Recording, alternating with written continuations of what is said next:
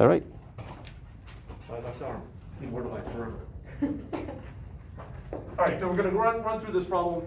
We have the answers written right here. So we're going to do mesh analysis just to run through it one way. And so I just arbitrarily pick, I have a current in the left loop going clockwise. Right side, or I can pick the whole loop also, but I generally do the right side. I'm just going to arbitrarily pick a direction, clockwise or counterclockwise, and why not? So those are my two currents. Now I'm going to do my loops, the voltage loops. I don't do the junction rule if I'm doing mesh analysis here, because I have two unknowns and I'll get two equations from the loops. So I'm going to do the left one because, well, that's what I usually do and I'm sort of stuck in a rut. I pick some point and then I go in some direction. It does not matter where I start on the left side, and it does not matter which direction I go in. It's completely separate from the direction I chose for my current. So just to be contrary, I'm going to pick this point and I'm going to go this way for my voltage loop. Generally, I like my first one to be positive, but actually, it will be. Now, at this point right here, my current A is going to the left, and I'm going against the current, and so my first one is going to be 3 times the current, A. That A is for the current, it's not for amperes. And then to get to, I'm cruising along right here, I now go across my 14 volt. I'm going from large to small, and so I am going against the green, against the battery, I should say. I keep going. I get to the middle one, and this is the part where most people mess up in mesh analysis, is I have two currents flowing across here. I have A flowing down, and I have B flowing up. I'm going against A, so that would be plus 4A. I'm going with B, so minus 4B. And then I've passed that hurdle, and now I'm going across the 5 ohm resistor, and I'm going against the current, so plus 5A, and then across the 30 and against the battery equals 0. If I had gone in the other direction as I traditionally would do, it would look very similar to this, except all the signs would change. And matter of fact, the order would be reversed. Questions about that first equation?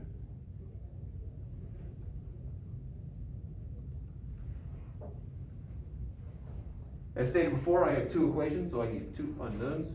Or, sorry, reverse that. I have two unknowns, so I need two equations. So I can now choose either my right loop or the whole loop. It does not matter. It might be slightly simpler to pick the whole. It's just my mood at the moment.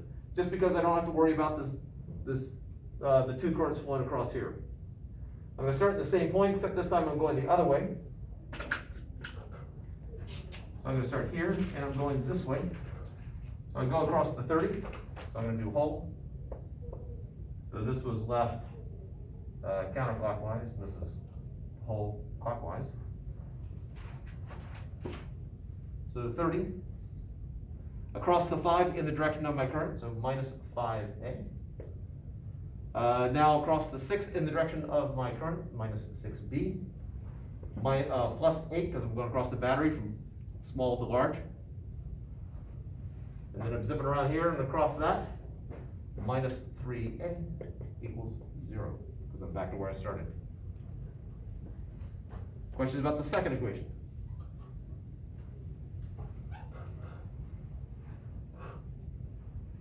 And so again, the disadvantage of mesh analysis is most of the people who were trying it and messed up right there.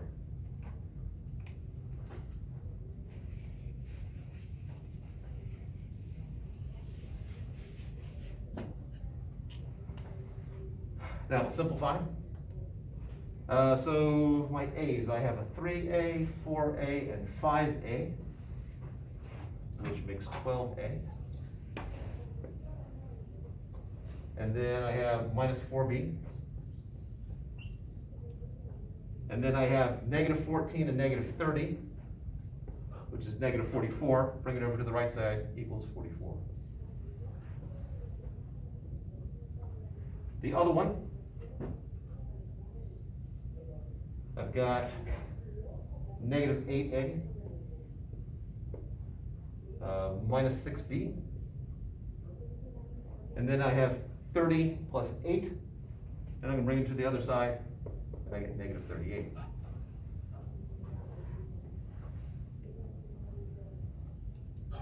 With calculators, it's a little less crucial, but you could simplify these one step further, and let's do that anyway. It does potentially introduce another error because I'm doing one more math calculation, but I will be dealing with smaller numbers, which should reduce the error in a moment. So this is 3A minus B equals 11. And this one I can divide by 2, so I'm going to divide by negative 2. So that gives me 4A plus 3B equals 19.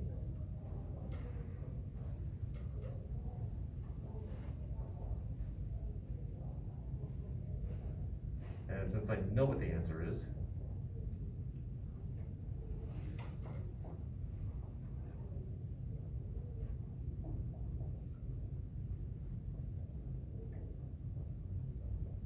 maybe going that way. I feel like we got something messed up here. Because ultimately, I should end up with 4. Yeah, no, that B should be 1. Okay, I'm good. All right. Any particular, Kyle, you wanted me to do mesh analysis? Any particular technique you wanted me to do at this point? No. All right, let's just do Kramer's rule. Because I don't think I did Kramer's rule with a 2. So my A denominator is just the coefficients of my variables here. So this is 3, negative 1, 4, and 3. My numerator, well, solving for the first variable, I plug in the 11 and 19 in the first column. Second column stays the same. With a 2 by 2, it's just that, the upper left, the lower right diagonal minus the other one. So this is 33 minus negative 19. The denominator becomes 9 minus negative 4. 52 over 13, which is 4. B. And at this point you can substitute in, or what the heck, let's do Kramer's rule again. I know the denominator already. Since I'm solving for the second variable, I replace the second column with my 11, 19. And the first column goes back to being just the coefficients.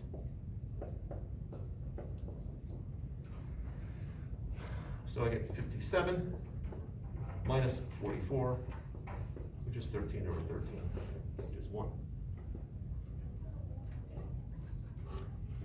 So physics set up the equations, then we did the math bit, and now we have to go back into physics to actually interpret what we have here. Questions up to here?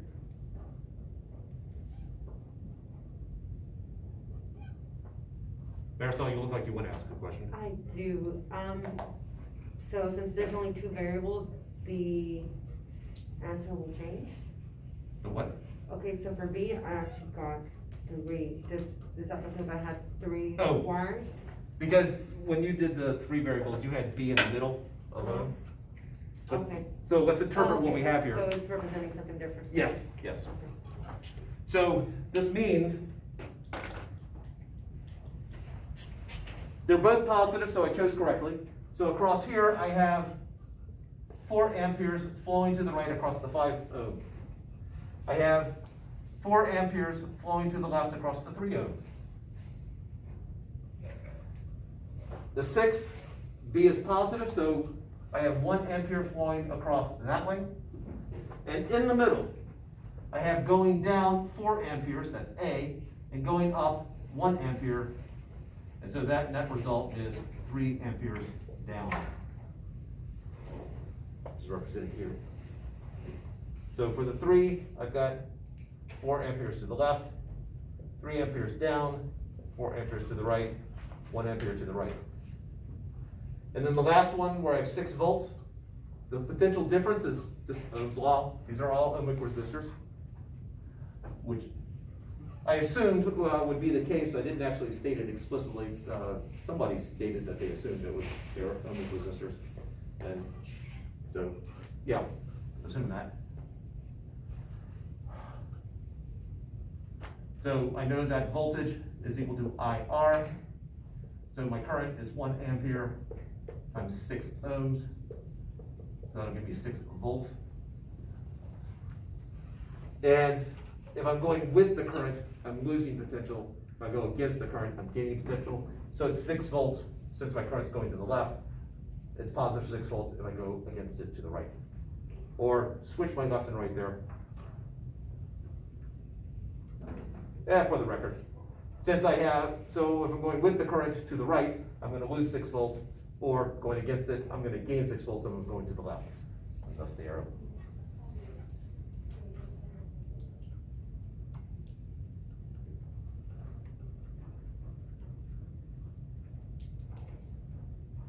I was grading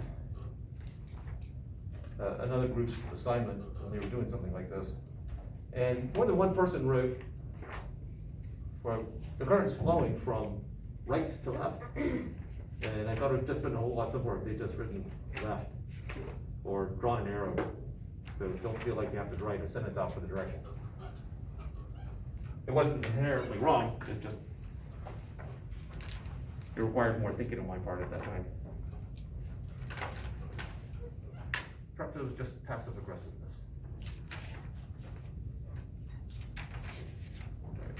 So the quiz for chapter 29, which is, I know it's pretty brief. I'm going to give you a problem like this. And that is the quiz, that one problem. Batteries might be flipped, the numbers will be different. I don't think they're integers, but I can't remember for sure. So chapter 29 is just circuit analysis? Yeah, pretty much. I mean, there's some other things in there. When you do the master set, there's other type problems, or there's another type problem. I think master set 29, there's ultimately just 2 problems. Getting shorter each week. Here we are. That's gonna change. Hopefully by the end of the year, we have one problem solved. All the eggs in one basket, okay. No, I'm We can just do that. Final test, 1 question. 27 parts. Part 1, subsection 2. Thanks, Mario. Appreciate that. Like the gold brick. Yeah, like the root. gold brick. Yeah. one day you should post the video of you doing the Trebuchet, I think. What you had on your exam from last semester. Oh, the Trebuchet problem? Yeah, that was really That hard. gave me a nightmare. Yeah, I couldn't even figure it out like after. I genuinely wanted to know like how you would solve that, how you would Yeah. approach it, but I couldn't even start honestly. I had one student who got really, I'm trying to remember if he made a careless error, or I think he got close. He got to a point where he had an equation that he just didn't solve, but he had done everything except for solve the last equation. The same one who, with a parallel plate capacitor problem, actually solved for what the electric field was at a specific point between 2 finite sized plates. That's insane. I thought so, but, you know, more power to him. All right, other questions at the moment? I have a question on Master Set 28. Okay, So for the first one, I think I'm confused with the direction because I think you wrote a note that 5 electron to the right, something redundant, and yeah. all right, so that was, we're trying to find the current.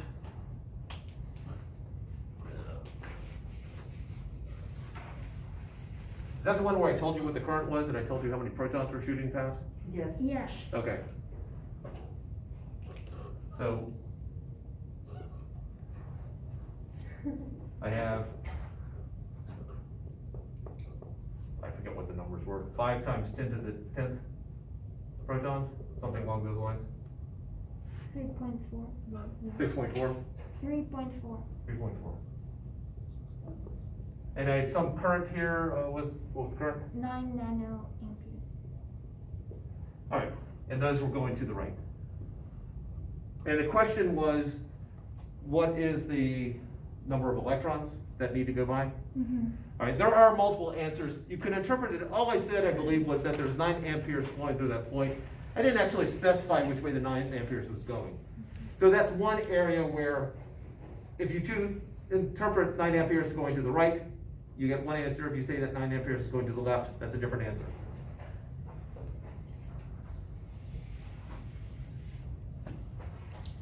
So ultimately, what is current? That's P over R. That- dq dt. In general, or? Yeah. Since we're gonna assume steady state, we can just go with delta Q over delta T. So we need to know what is the charge actually right now. How much current is being attributed to this? Well, how much charge is in a proton? 1.6 times 10 to the negative 19. Okay. Yeah, that's not. Did you say negative 19? Yeah. Yes. Okay. So if I have 3.4 times 10 to the 10th protons, and then in essence, it's a conversion. 1.6 times 10 to the negative 19th, times 1.6 times 10 to the negative 19th coulombs per proton. The protons cancel out, I'm left with coulombs, I get some number. It is surprisingly in the nano coulomb range.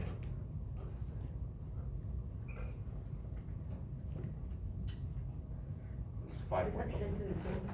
Pardon? It's Is that 5.44. That's 10 to the 10. 5.4? 5.44 times 10 to the negative. Coulombs. That is how much charge. I was asked. So, what's an ampere, by the way? Coulombs per second. Yes. So this is 9 nanocoulombs per second, and the protons are contributing 5.54 nanocoulombs of that. So whatever's left over, the difference between them is, it has to be contributed by the electrons. So if my current is flowing in the same direction as the protons, then 9 minus that has to be contributed by the electrons. If 9 is going in the opposite direction, then the number of electrons has to be enough to cancel that out and then tack on an additional amount. Can you repeat that? Yeah. All right, so if I've got, I'm gonna do different numbers here. So if, let's say I have 10 amperes flowing to the right, and I know that protons account for 4 amperes worth. This is the current from the protons. That means that there has to be 6 amperes coming from the electrons. So is this the difference? So just the difference. However, if I have 10 amperes flowing this way, and I know 4 amperes is coming from the protons, well, now my difference is 14. The electrons have to account for 14 amperes going this way. So either answer is acceptable, you just have to specify which direction. Yeah. Wouldn't it have to go that way since positive charges are flowing that way? But I also have negative charges flying. High energy experiment. I got a big pipe and I'm just sending charges through. Okay. If I do it right in high energy experiments, I'm eventually gonna crash them into each other and see what comes out.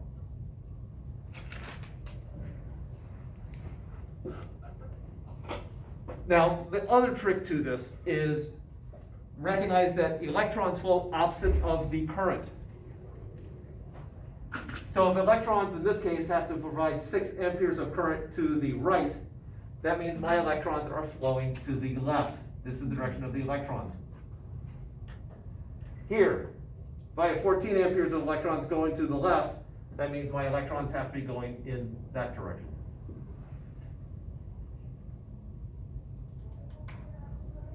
Is that? Yeah. Okay. Any other questions about this one?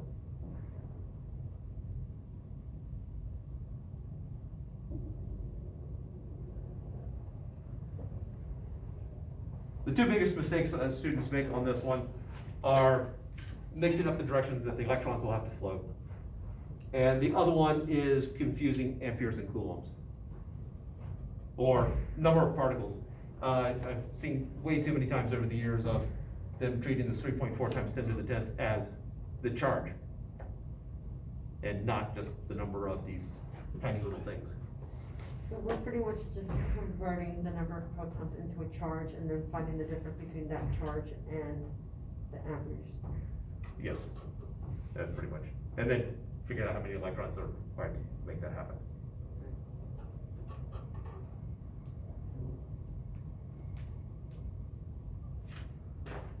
All right, any other questions at the moment?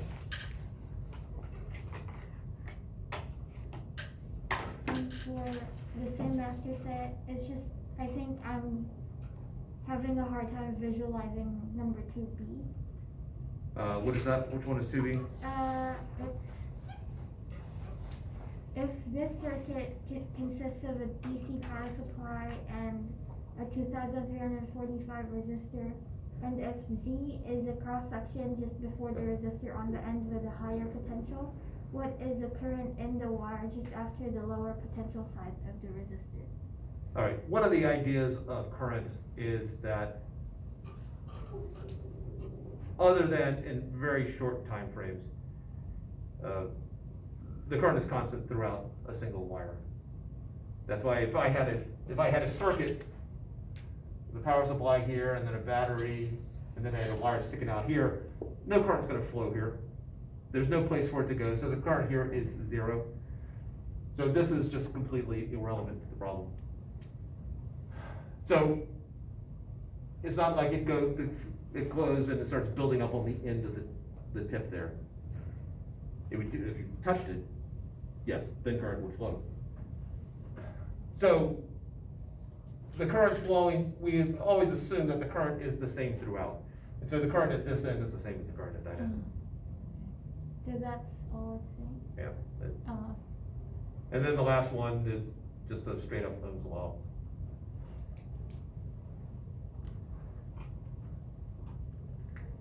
Other questions?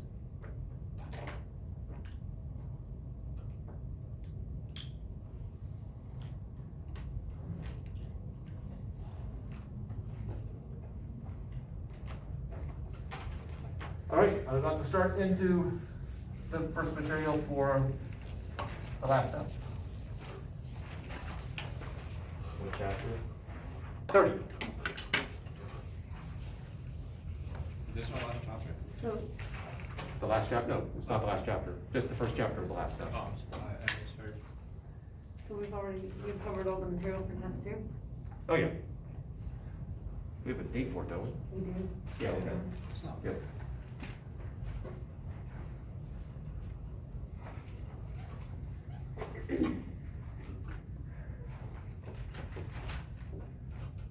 All right. We've been dealing with electricity, more specifically direct current. It's now time for the other half of the basic E&M course. In other words, magnetism. I am making the assumption that at some point in each of your lives you have played with magnets. If you have not, go to Home Depot, buy some magnets, and play with them. You can keep it if you want. What can you tell me about magnets? Polarized, I think. Okay? There's a positive and negative side. No. Magnetic field. I'll agree with the magnetic field, but the positive and negative side, you gotta be really careful about that one. Okay. Some theorists might back you up on that one, but practice, no. Well, they always have a north and south. Yeah, that's how they're polarized, north and south, not plus and minus. The trouble is plus and minus is I've had too many students confuse plus and minus poles with plus and minus charges, and that definitely leads into issues. Okay. All right, so we have a north and south end. There's this thing called magnetic field, I heard.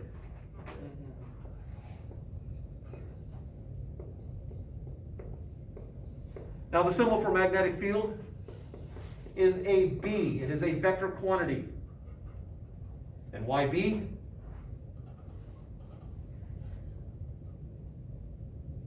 Because the person who came up with that, it was the second one. The first thing he labeled as A, the second one he labeled as B, the next one was C, and so on. B stuck for whatever reason. So B just stands for because.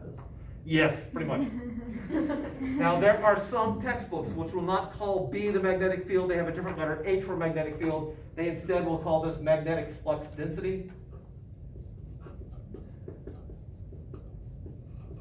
I put this up here just in case you happen to run across magnetic flux density. It is the same thing as what we're calling magnetic field.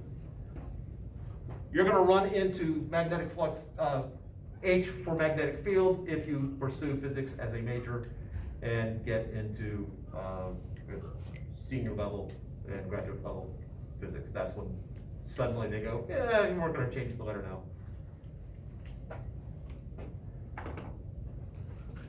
So, side note. All right, magnetic fields. What do you know about magnetic fields? That you can attract and repel. Okay. What do they attract and what do they repel? They attract opposite. Okay. So fields once and again, repel like. opposites attract, like repels. Same as electric. Yep.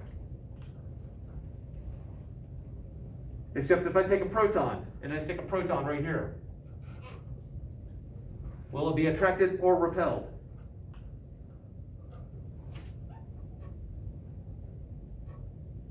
Attracted? Sounded like there was a question at the end of your answer.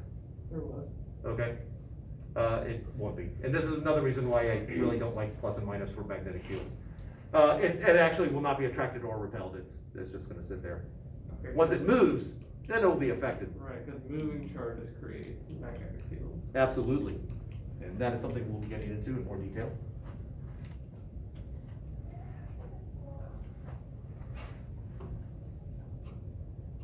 Now, what would happen, assuming this is a nice magnet, suppose I broke it in half. Now I have two halves. That's a south and that's a north there. What is this? Due north and due south. So this one is north and that one's south? Absolutely. You take a magnet, break it in half, you now have two smaller magnets.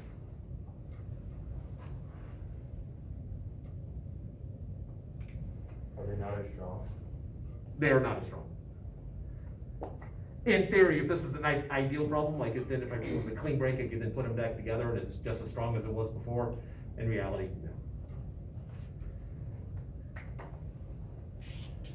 Now, the reason why part of this does this was connected to magnetic fields. Magnetic fields external to the magnet flow from north to south. So my magnetic field lines are going to be flowing out of the north into the south.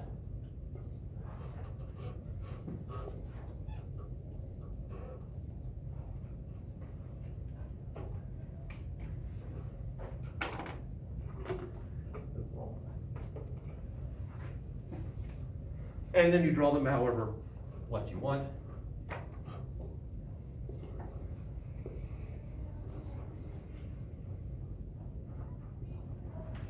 Internal to the magnetic field flows south to north. It is continuous. Unlike charges, you do not have I can't have just a single magnetic pole. Or can I? This is classical physics, you can't. Now, does that thing actually exist where there is just a North Pole or just a South Pole? Yeah. The person who finds it probably will get a Nobel Prize. Theoretically, you could have something that appears to be just a North Pole. However, it is connected somewhere to a South Pole. It's a quantum physics thing. So theoretically, you can find just a North Pole, but it is somehow connected to a South Pole somewhere, but it would look like just a North Pole. This is known as a magnetic monopole.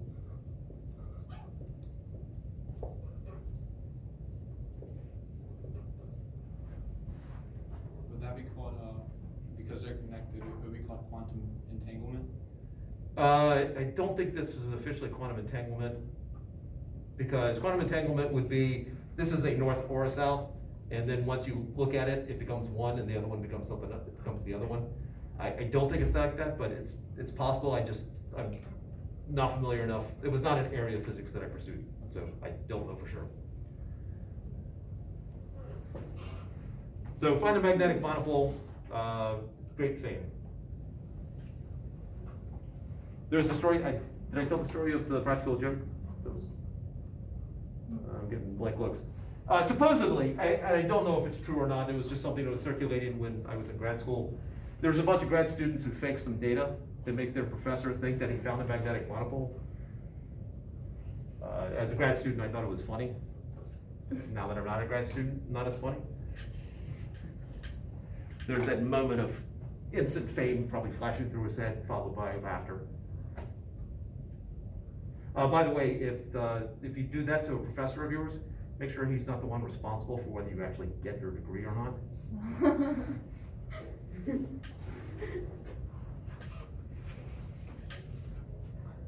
All right, so magnetic fields. Let's take a look and see what that would kind of look like.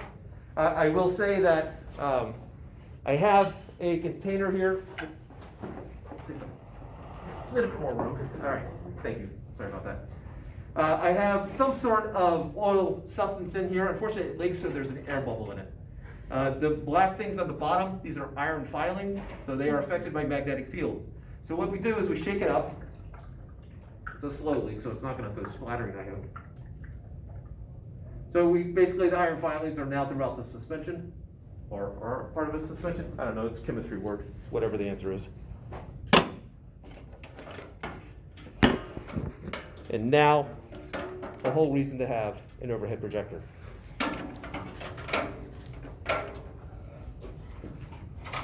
No. That actually has more than one plug, so I'm going to take it over there.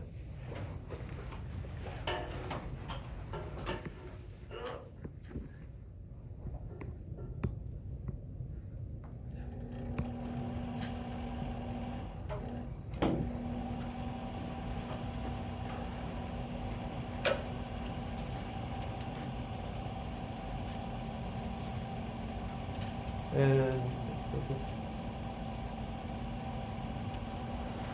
And you can see on that, the bubble is over here. This section right here has the air bubble in it. And I'd like to replace the oil if I knew what it was. I'd hate to put a different oil in there and suddenly it's not an air bubble anymore, but just a different oil bubble. Feels so nice.